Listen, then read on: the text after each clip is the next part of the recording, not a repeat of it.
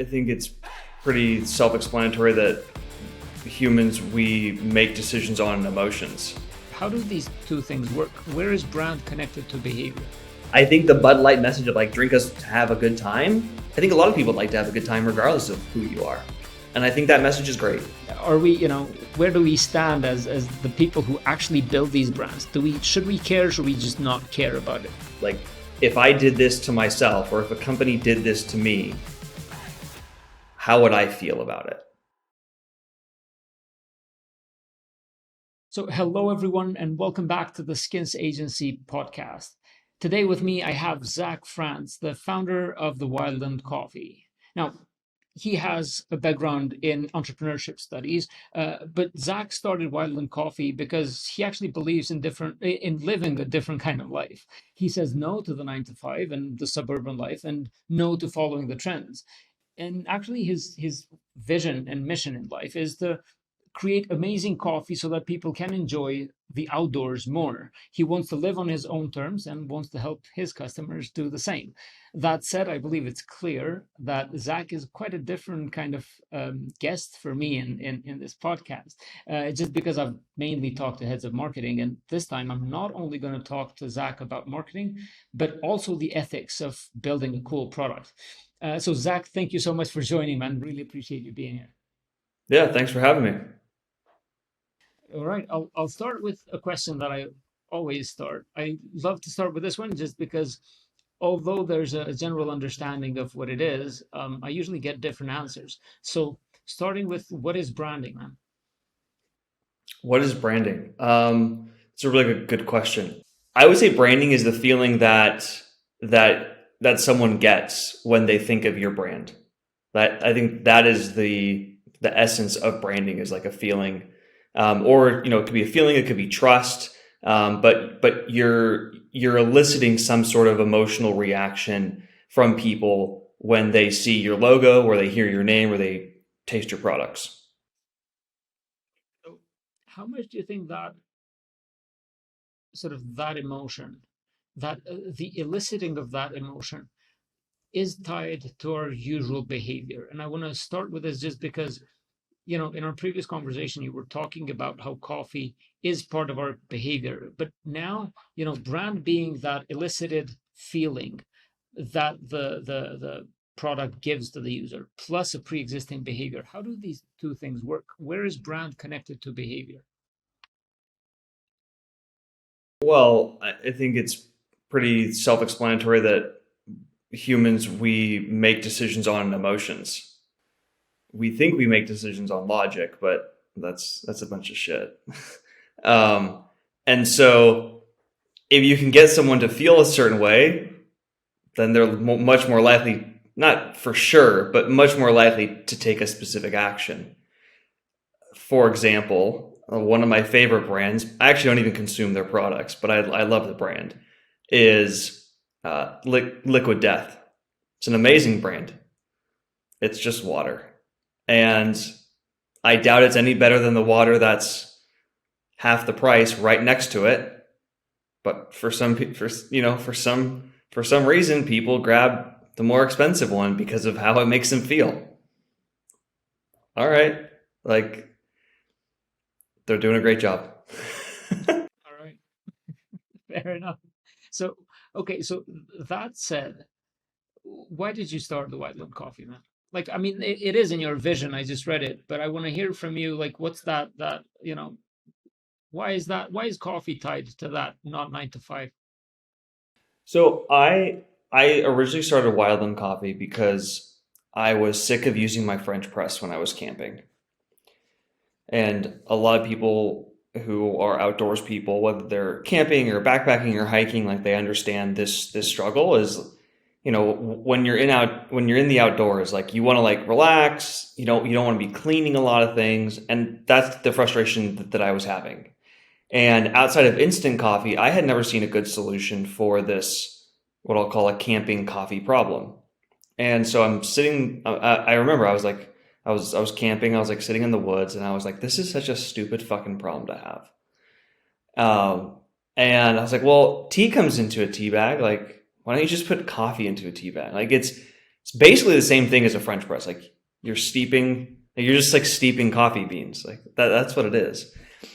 And in that moment, I had never seen anything like it. So like in that moment, I thought I was the smartest motherfucker in the world. I hope we're allowed to cuss on this podcast. I was like, I am like Steve Jobs. I was like, I'm going to change the world. And so I went home and I Googled it, and it turns out I'm not the only one to have this idea.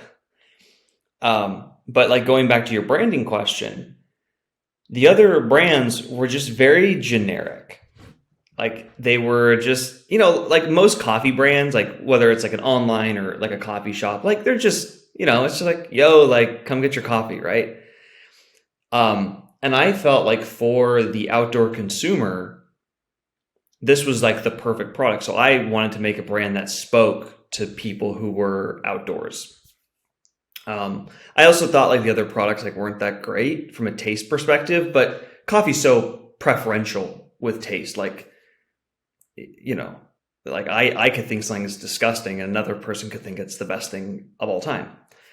And both of those opinions are valid. So I wanted to make a brand that spoke to the outdoor consumer on a much deeper level than what the other existing brands were doing. So back to behavior, right?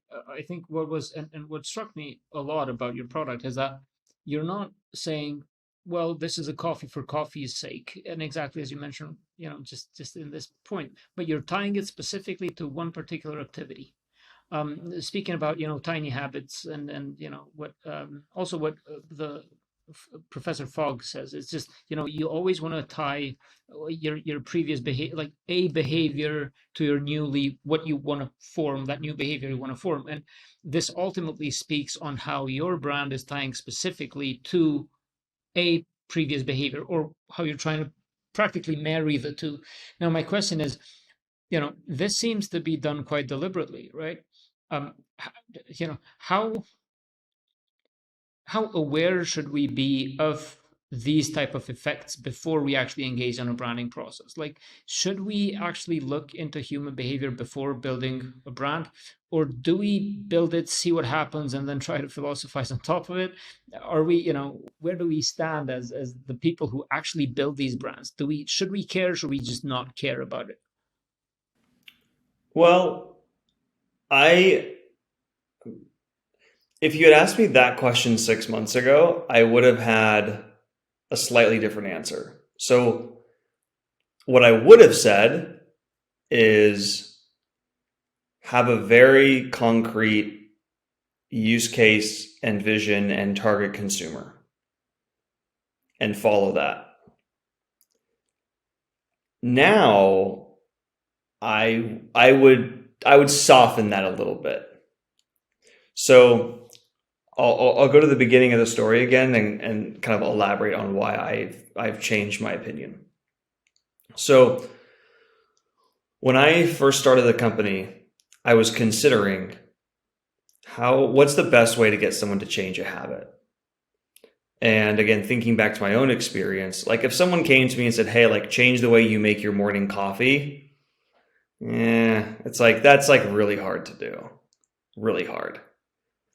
Also, when people are at home, whether it's like coffee or food, people are very price conscious with the food that they make at home. Like no one, like I shouldn't say no one, my sister actually does this, but almost no one calculates how much a cup of coffee at home costs, right? No one's like, oh, well, this cup of coffee was 17.5 cents. No one does that unless you're a weirdo. So like this product, it's a premium product. And so just from a pricing standpoint, I felt like it was going to be really difficult to get a large group of people to switch how they make their at-home coffee. And so I thought, okay, like I like the outdoors, right? So I want this to be an outdoors brand. And it just so happens to be that when you're outdoors, your normal routines are broken. So people are looking to have a good routine when they're outdoors. And when you're outdoors or you're traveling, you're willing to pay for convenience. So like price isn't really as much of a factor um, in with these use cases. And so that was like one, I love the outdoors. Like I'm an outdoors person, but the other thing was I felt like this was going to be the use case where I could get people to adopt a new habit in the easiest way possible, and just like the lack of other good solutions. Um, so that's where the story kind of started. Where my vision has kind of gotten in the way of business progress is I was just too maniacally focused on it.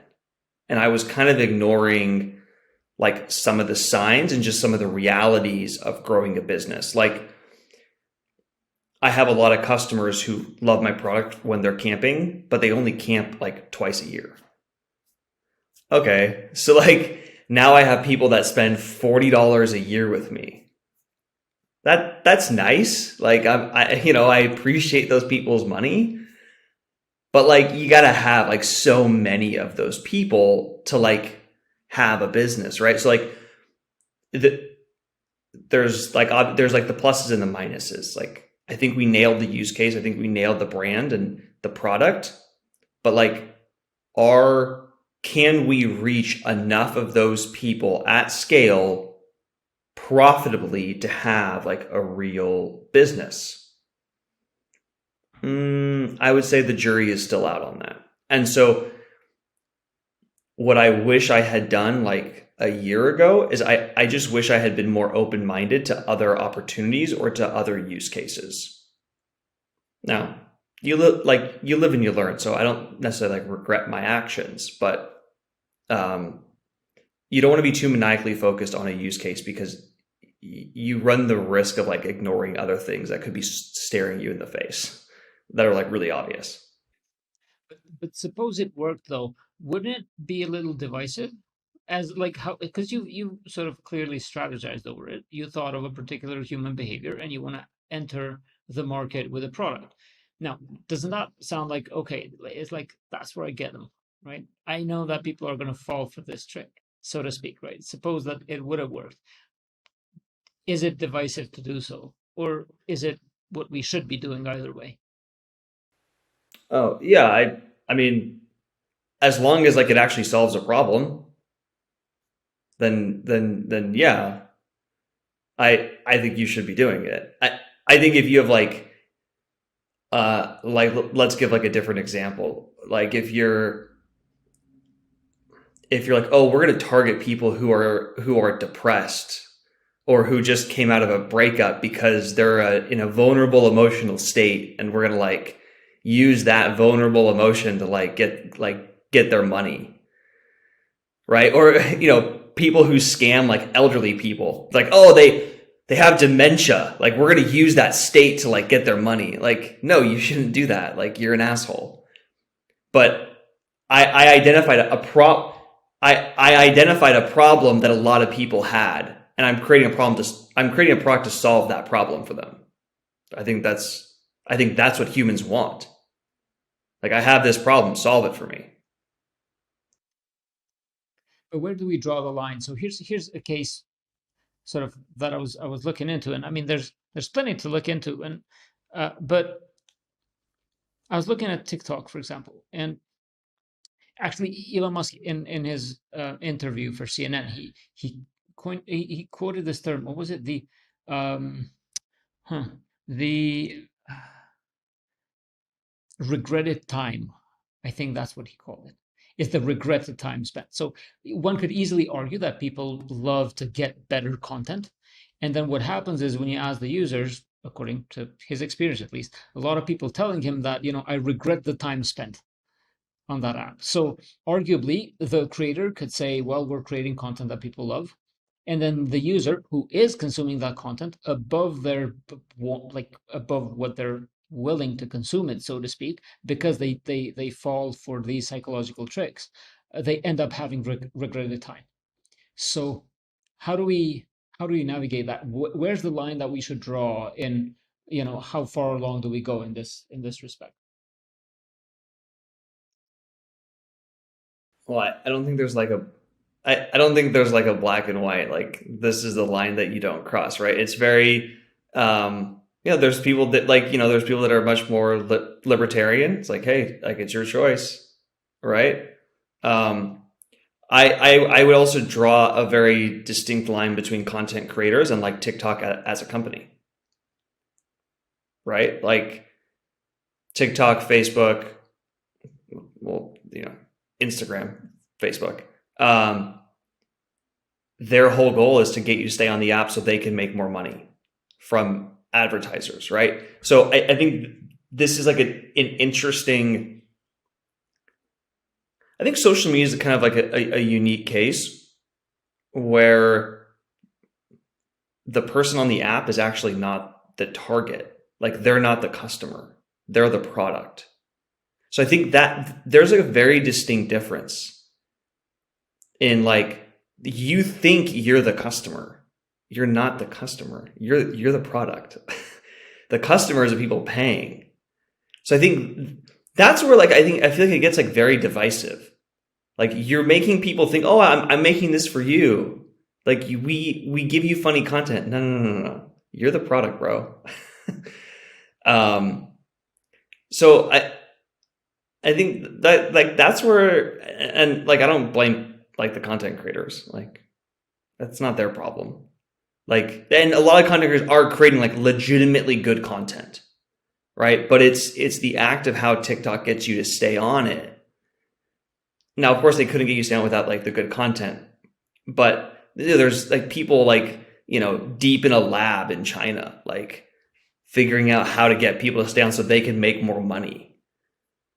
I don't know, that feels like pretty divisive, and there's just like so much data around like the harm of social media.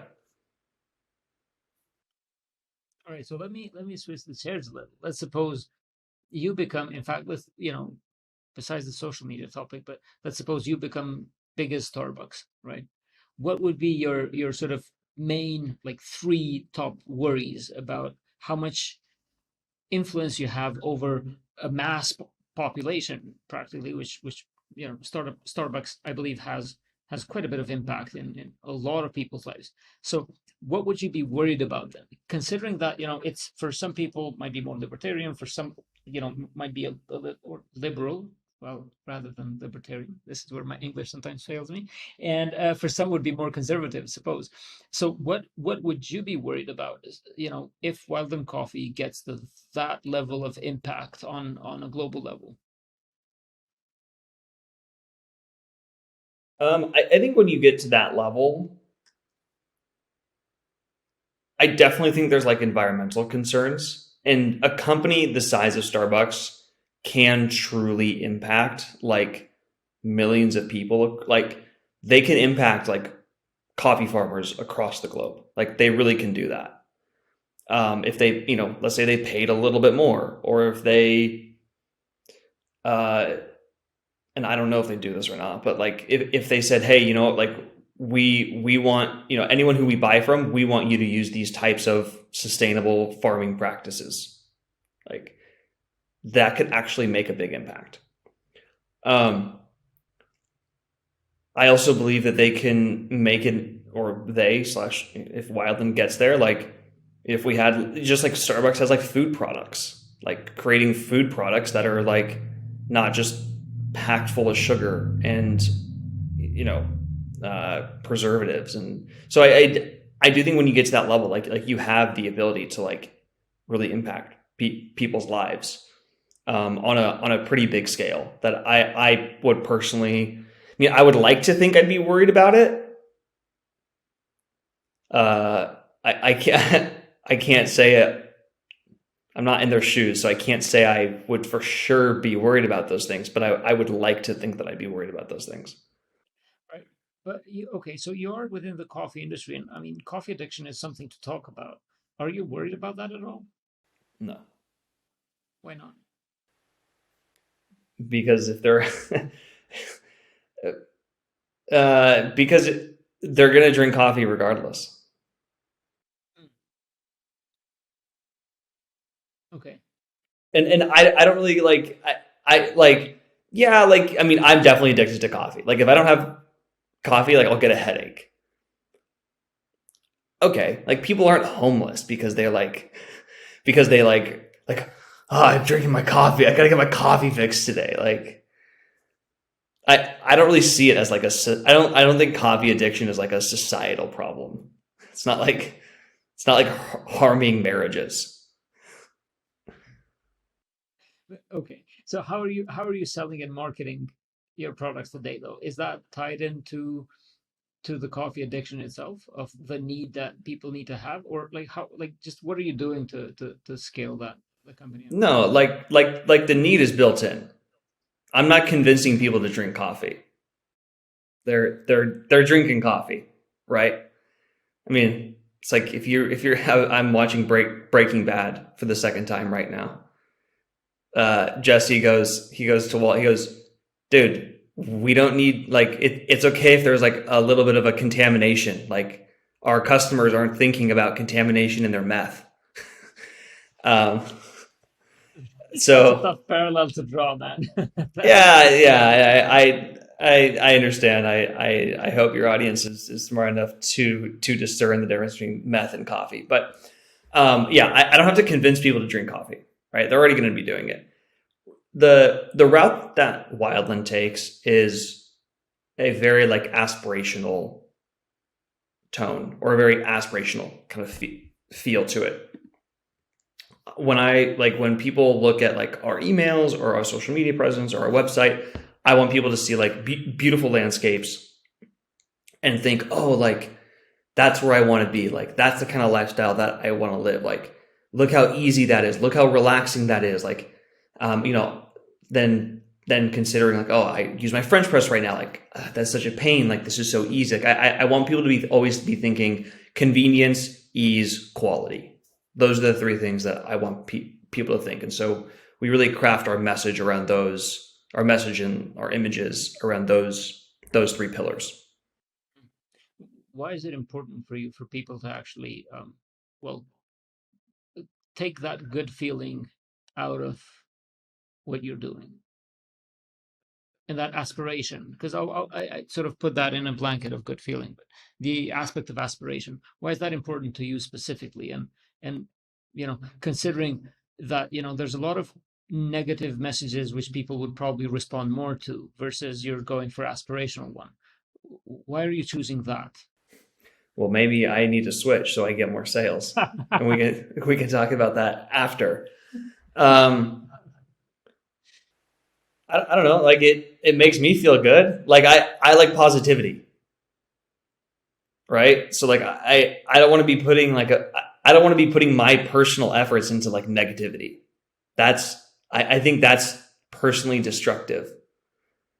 Um, and I guess I never thought about it. Like I always thought like, hey, I want to have a cool product that people associate with good times. So I'm just gonna do that.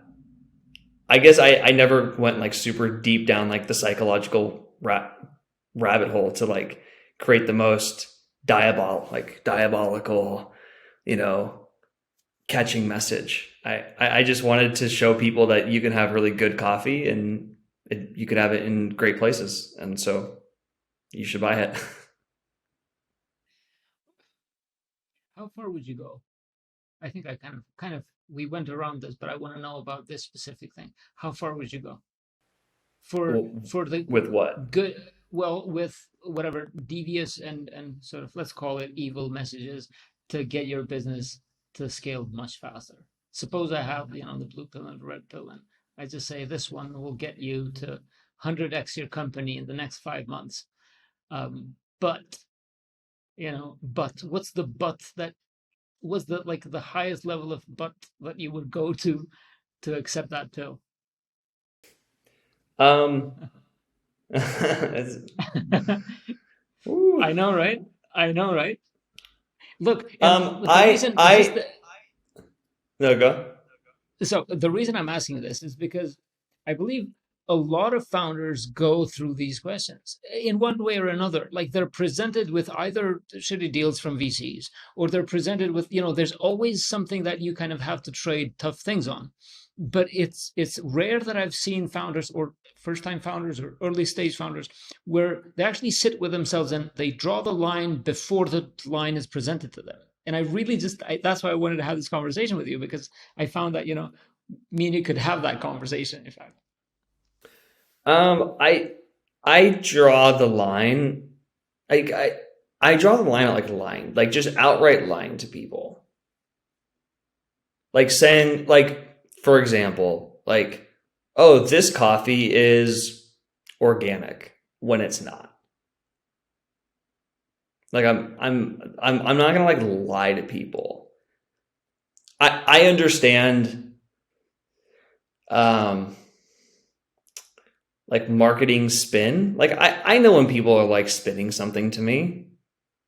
Like it is what it is, right? But like I still know, like, okay, like I'm getting this product. I'm comfortable. I'm just trying to think of like a good food example.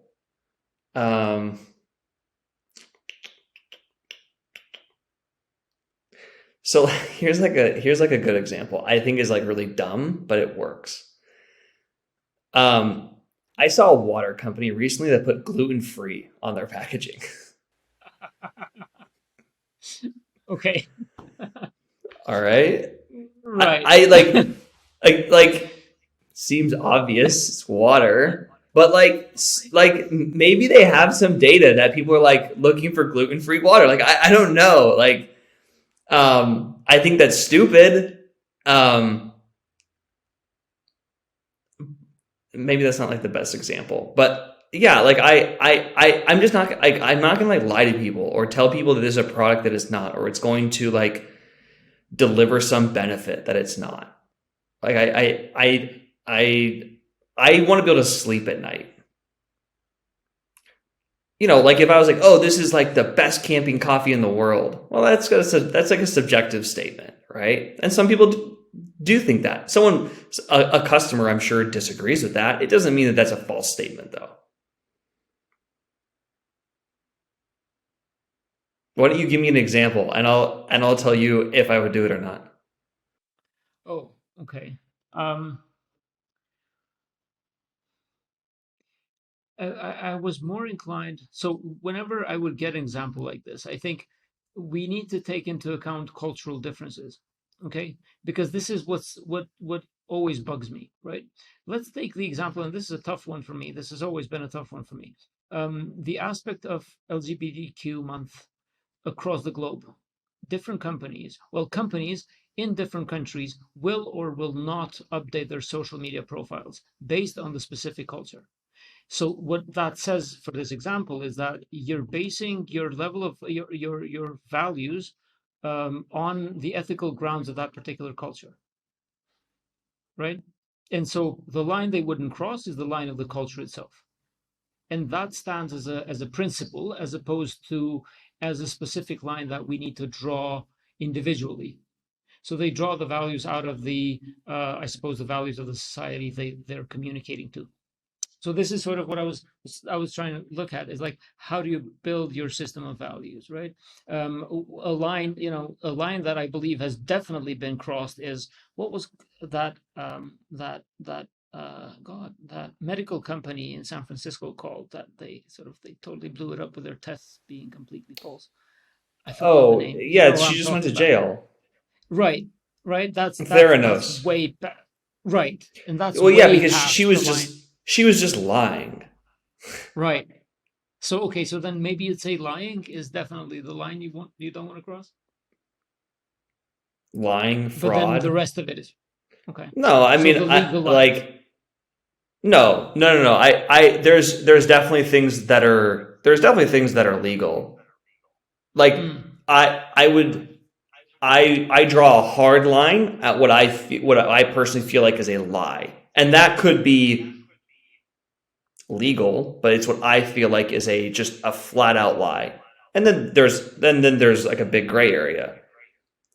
I I personally don't necessarily draw my moral and my ethical standards. I mean, yeah, it definitely comes from culture, but there's different levels of culture. There's like the American culture, and then there's like your religious culture. Like I'm not particularly religious, but my mom was raised Catholic, and so those types of like morals like have kind of like come to me. My dad was raised Jewish, and so he doesn't practice, but like still those kind of beliefs or those ways, that culture has kind of like come down to me. Um, and so I do think there is like the American culture, but then there's also just like the culture that you grew up in, like within your house. So how would you say we should inform ourselves then in regards to these ethical questions? Right? Because you just mentioned like there's we're always part of a society. That society is well, depends on the place you're at. Like where I'm at is relatively homogenous, but the US, I believe, is very very diverse, and so I believe that's also what makes a lot of cultural conversations much tougher in that situation, because there's more diversity of thought, more interesting certainly, but also more difficult. And so how should we in this day and age inform ourselves on these ethical questions so that we're sort of at least trying to be careful, I suppose, even if we can't really be that, but at least try to. Yeah, yeah. I mean, I always think like how would I personally like to be treated, right? Is that something like if I did this to myself or if a company did this to me, how would I feel about it? And I really think if a lot of like business leaders like thought that way, I think we'd be in a much better spot, truly. Um, and then the second thing is really considering like your customer base. So I think the LGBTQ thing is like really, I think that's a good example. Like if you have a more like conservative, like if you're like a gun company or some a company in that kind of conservative space, right? Well, doing something for LGBTQ month is probably not super relevant to your customers. That doesn't mean that like you hate gay people. It just means that like it's just not a focus for your customers. But if you have like a fashion brand in San Francisco, like your customers are probably very in tune with LGBTQ month, and like you should align with your customers. It someone that and conversely, someone who's running that campaign might disagree with gay marriage, but but you want to be in tune with your customers. So it's not so much about inclusivity, it's more about your customers. I mean, if your customer base doesn't like but like I think that's the interesting question is like just because you put some LGBTQ thing on your social media doesn't mean you're inclusive. There's no, I don't think there's like a correlation between putting something on your social media and your inclusivity. Like there's no like you could not do some big thing for LGBTQ month and your CEO could be gay. I don't think there's like a correlation between the two. I don't think there's inherently like a correlation. It's just like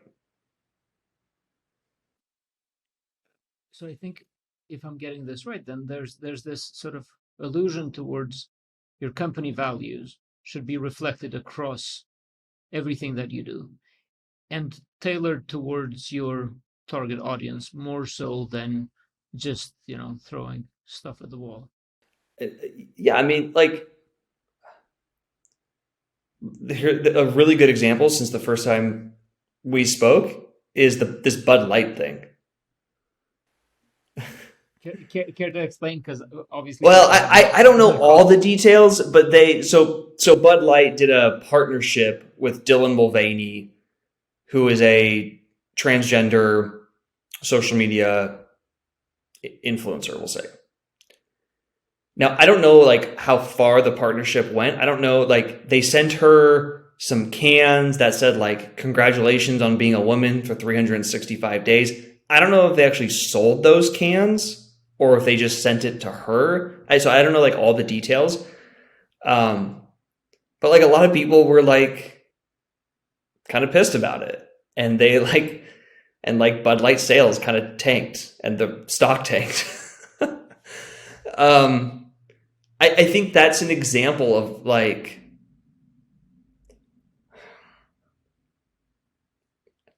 I think Bud Light is pandering to transgender people. And I think that's disrespectful to people who are transgender. Like taking Dylan I don't have like a big opinion on Dylan Mulvaney specifically, but like I think Bud Light's just trying to like pander to transgender people. And I think a lot of companies do this like pandering to certain groups when I don't know if there's like an actual like intent or like I don't feel like there's a positive uh I think they're just trying to like get their sales. I don't think Bud Light actually gives a shit about Dylan Mulvaney. I think they're just trying to come across as like, oh, like we care about everyone, which is like so much worse than just not doing anything. So is that a line you wouldn't cross? I don't want to pander to people to get their sales. I think I think it's disrespectful because it's reducing people to one aspect. You're like, oh, like you're transgender. Well, look what we did for Dylan Mulvaney. So because of this one thing about your personality, you're gonna buy Bud Light now. Like what? I'm more than transgender. I'm more than like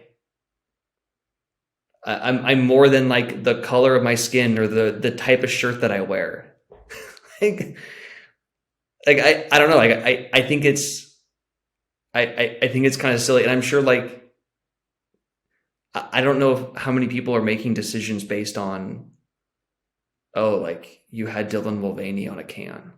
I mean, maybe some people are. I don't know, but I just it just seems like people are pandering to like different groups just to get their sales. I don't think they actually give a shit about those people other than the money. Yeah, I mean, I did actually make a point to this a little earlier on a conversation with someone, and it's about trying to not reduce people down to their singular identity because of your like instead of their whole value set that they bring to the table, but you reduce them to a particular aspect just because it sells right now and it's trendy.